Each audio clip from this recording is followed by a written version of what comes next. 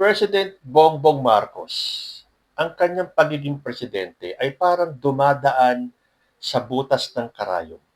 Kagabi kasi, bago ako matulog habang nagmumuni-muni, naisip ko yung pinagdadaanan ni President Bongbong. Ang hirap na ngang maging presidente dahil nasa balikat mo ang buong Pilipinas.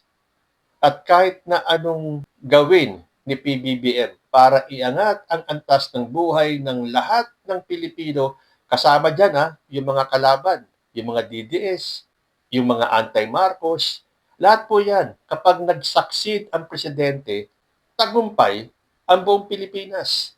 Pero bakit ba nila ginaganon si President Bongbong? Ano bang kasalanan niya sa inyo?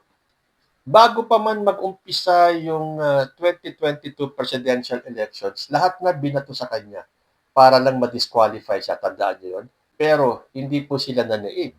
Nakatakbo pa rin si President Bongbong Marcos. At kahit na anong paninira at pagpapakalat ng intriga ni dating President Digong na meron tayong presidentiable na nagko-cocaine, na hanggang ngayon yung pa rin ang kanilang naratibo kahit na wala silang maipakitang konkretong ebidensya, nanalo pa rin si President Bongbong Marcos. Bakit? Dahil iyon ang plano ng Panginoon Diyos. Na iyo po si President Bongbong Marcos dahil may plano ang Diyos para sa Pilipinas. Pero sa pinagdadaanan ni President Bongbong ngayon, maisakatuparan kaya ang plano ng Diyos sa Pilipinas? Dahil pagkatapos niyang manalo, ito naman ang nangyari. Kumalas si Sara Duterte sa Uniteam at nagsimula na ang gulo. Aminin po natin o hindi, ang mga Duterte ang panimula ng kaguluhan ngayon sa Pilipinas. Dati nang may gulo. Andyan ang mga leftists, andyan yung mga anti-Marcos, pero hindi po ganito kagulo. Dahil itong grupo ng mga DDS, may plano sila ang pabagsakin si President Bongbong Marcos. In fact, umpisa pa lang, yan na ang plano nila. Bakit magpapakarat si Digong ng intriga na drug addict si Bongbong Marcos kung wala silang planong patalsikin si Bongbong sa kanyang pwesto? Naisip ko tuloy Hindi ba sinabi nila, si Amy Marcos ang dahilan kung bakit nagkaroon ng Uniteam?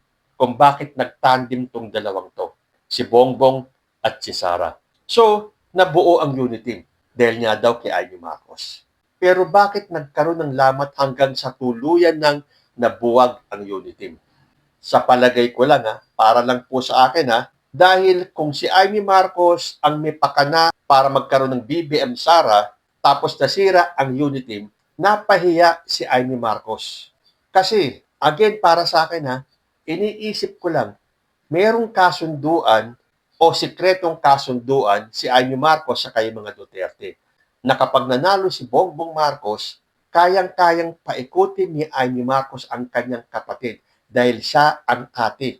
At alam naman natin na si Amy Marcos ang panganay at siya ang gumagabay kuno sa kanyang mga kapatid. So ang akala niya, mapapaikot niya at mapapasunod niya si Bongbong Marcos sa lahat ng gusto niya. To the point na gawing puppet si President Bongbong Marcos, hindi nangyari yan. Ginawa ni Bongbong Marcos ang alam niyang ikabubuti ng Pilipinas na hindi sumang-ayon kay Amy Marcos. Dahil mukhang lahat ng kilos ni Bongbong Marcos, hindi niya kinailangan ikonsulta sa kanyang ate. At doon, nagalit si Amy Marcos. Hindi nila nakuha ang gusto nilang makuha kay Bongbong Marcos. So, napahiya siya sa mga Duterte to the point na kailangan niyang itakwil ang kanyang kapatid. So, para hindi mawala tuluyan ang tiwala ni Sara Duterte kay Amy Marcos, lumabas na siya doon sa rally ng INC para ipangalandakan na ang kanyang kapatid ay drug addict.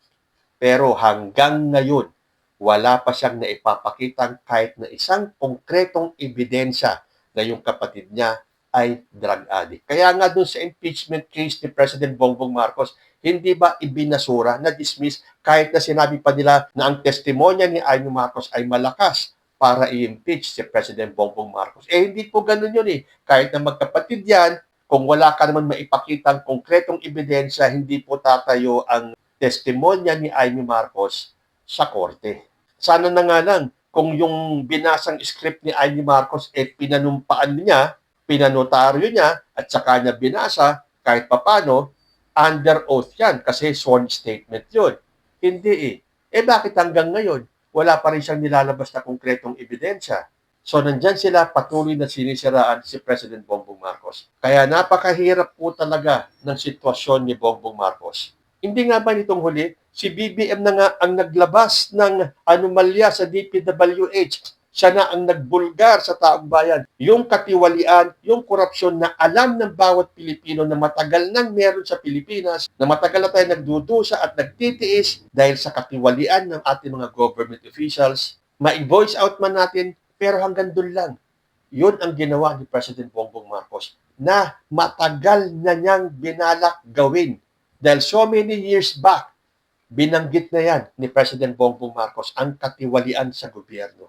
Pero ngayon, siya pa ang itinuturong mastermind. So alam nyo, napakahirap po talaga ng pinagdadaanan ni President Bongbong Marcos. Kaya nga ang tanong kaya pa ba ni Pangulong Bongbong Marcos?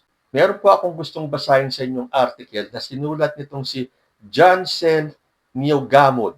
I hope nabigkas ko ng tama yung kanyang pangalan. At ito po ay nagsasalamin sa nararamdaman ng marami sa ating mga Pilipinong nagmamahal at sumusuporta sa ating Presidenteng Bongbong Marcos. Basahin ko po. Kaya pa ba, mahal naming Pangulo? Hindi biro ang dinaanan ni President Bongbong Marcos para lang makaupo sa pwesto. Kung tutuusin, para siyang dumaan sa butas ng karayom. Hanggang ngayon, kahit presidente na siya, parang ayaw pa rin siyang tigilan ng mga gustong humila sa kanya. Kaya mapapailing ka na lang talaga Kaya pa ba, mahal na Pangulo? Bago pa siya nanalo, sandamakmak na putik na ang ibinato sa kanya. Wala pang ang kampanya. Gusto na siyang sipain palabas sa pamamagitan ng mga disqualification cases. Usapang 1995 tax conviction, moral turpitude, at kung ano-ano pang legal na hocus-pocus para lang hindi siya makatakbo. Tapos, nandyan pa yung issue sa Oxford diploma niya na pinalaki ng nagmamagaling na si Atty. Guanzon. Pero tingnan mo naman si Guanzon ngayon. Parang kandilang naupos ang pangalan dahil sa mga post niya sa social media na medyo nakakahiya na. Kahit nga si former President Rodrigo Roa Duterte noon, hindi rin naging madali ang mga binitiwang salita para kay BBM. Kumbaga, lalong kumipot ang daan dahil pati kakampi naging kritiko. Pero dahil matindi ang kapit ng mga nagmamahal sa kanya, nakalusot pa rin siya. Pero imbis na gumaan ang buhay pagkaupo, heto naman si VP Sara, gumagawa ng sariling eksena. Ang dating unity team, naging anyari team dahil tinalikuran na ang administrasyon at puro ingay na lang ang inaatupag. Ang matindi pa nito, lahat ng kamalasan sa Pilipinas isinisisi sa Pangulo. Mahal ang bigas, kasalanan ni BBM. Mahal ang gasolina, siya ang may sala. Bagyo, siya din ang may kasalanan. Pati nga yung flood control na siya na mismo ang humahalukay kung nasaan ang mali at naghahanap ng paraan, sa kanya pa rin isinisisi na mastermind daw. At kung maidadagdag ko rito, pati yung pagkamatay ng kapatid ni Digong ay isinisi pa rin kay President Bongbong Marcos. Tuloy ko, abot sa puntong absurd o nakakaloko na ang mga banat. Pati ba naman yung pag-aresto kay FPRRD, sa kanya pa rin isinisisi? Kulang na lang sabihin nila na siya ang nag-imbento ng impyerno at kasalanan sa mundo. At kung gaano kadami ang pera sa kabanambayan, ganun din kadami ang mga fake accounts na bayad para lang magkalat ng basura at peking balita laban sa kanya. Isama pa si Harry Roque at si Amy Marcos. Mag-isip naman, hanggang kailan tayo magpapadala sa galit? Ang pagpuna sa gobyerno ay okay lang. Pero yung sabotahe na ang ginagawa natin, ibang usapan na yan. Tao lang din ang presidente. Nasasaktan, napapagod, at nadidismaya rin kapag kahit anong kayod niya, puro pambabatikos ang kapalit. Bitiwan na natin ang pait ng nakaraan. Kung hihilahin lang natin ang paa ng lider habang pilit siyang sumisiksik sa makitid na daan para sa bansa, tayong lahat ang maiipit sa butas. Imbis na dagdagan ng ingay at fake news, bakit hindi tayo tumulong para lumaki naman ang espasyo ng bansa natin? Mabigat ang korona at mas lalong bumibigat dahil sa mga taong ayaw siyang pagbigyan. Sa gitna ng lahat ng ito, tinatanong natin siya, kaya pa ba, mahal na Pangulo? Sana ang sagot niya ay kaya pa. At sana naman tayo mga Pilipino ay matutong magbigay ng konting unawa para sa ikabubuti nating lahat.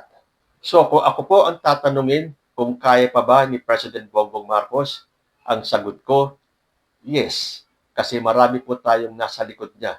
Dahil nakikita ko po ngayon sa social media, dumadami po ang nakikita kong nagtatanggol sa ating presidente.